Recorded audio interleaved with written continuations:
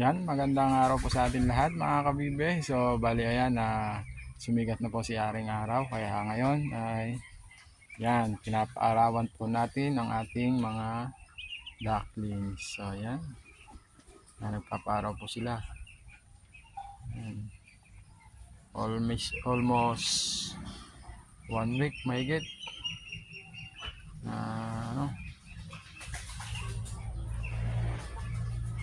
Almost 2 weeks na sila nasikatan ng araw. Kaya yan mga kabibe. Yan. Paaraw natin sila. So yan mga kabibe, maraming salamat ulit sa ating panonood ng ating munting vlog. Maraming salamat at available pa po pala ang ating mga ducklings mga kabibe. Yan, available po sila mga kabibe. So bali meron pa po silang 2, 4, 6, 8, 10, 12, 14, 16, 18, 20, 26 heads. Yan, 26 heads pa po ang available po natin mga kabibe. So ano pang hinihintay nyo? PM nyo lang ako mga idol sa mga gustong magsimula magkabibe. So yan mga idol, maraming salamat and God bless.